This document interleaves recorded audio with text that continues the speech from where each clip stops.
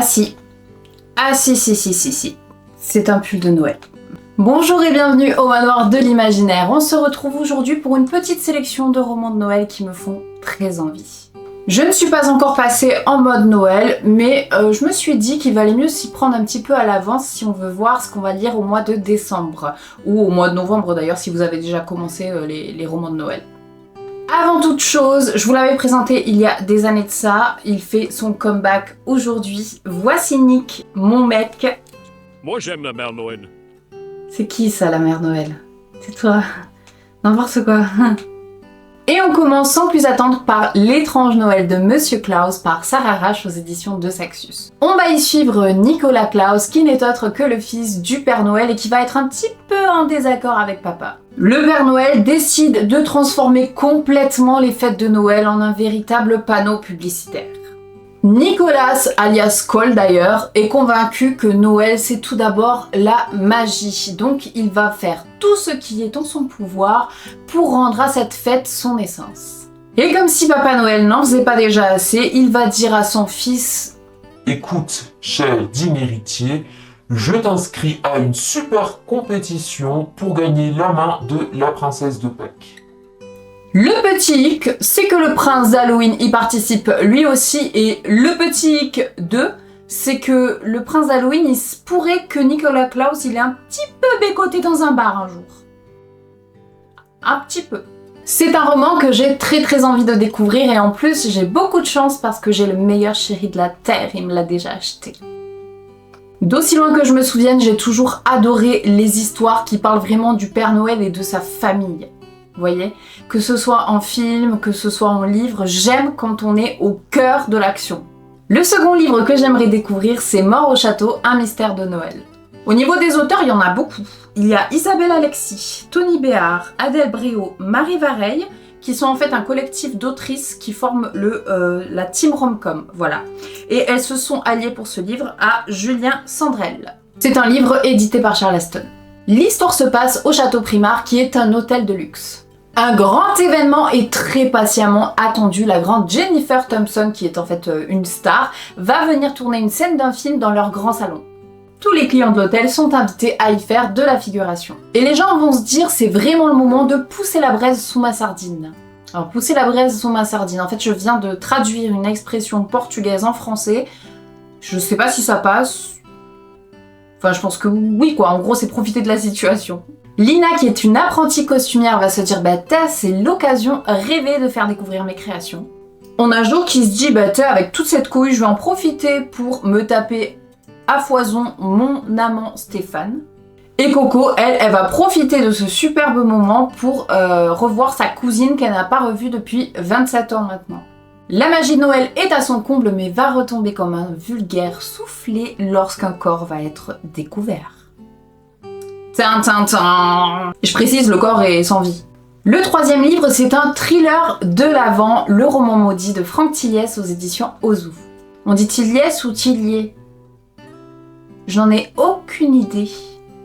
En fait, le principe de ce livre, c'est que ça marche comme un calendrier de l'Avent, puisqu'il a 24 chapitres, j'imagine, pour mener l'enquête, donc que vous pouvez lire du 1er au 24 décembre. 1er décembre, Naël découvre devant chez lui un carnet qui a appartenu à un certain Léo, kidnappé il y a exactement 1 an, jour pour jour.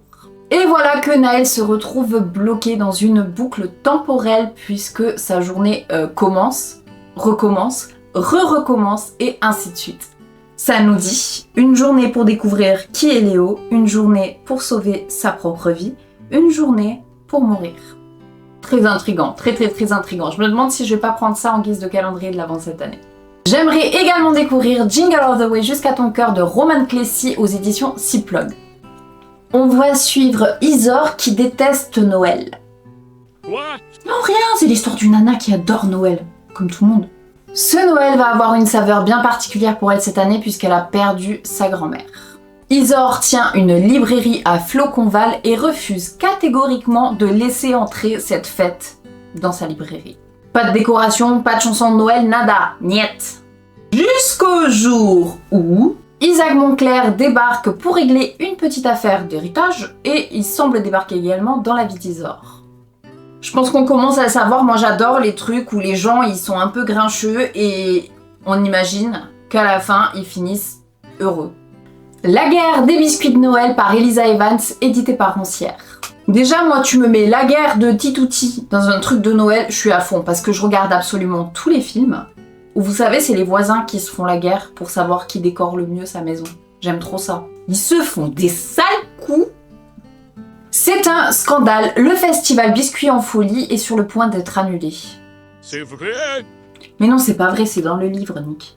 Mais Mélodie, jeune veuve mère de jumeaux, ne se laisse pas abattre. Il est hors de question que ce festival soit annulé. C'est une tradition, et les traditions, c'est sacré. Elle va donc prendre les choses en main. Le festival Biscuits en folie aura bien lieu où je ne m'appelle pas Mélodie. Enfin moi c'est Katia.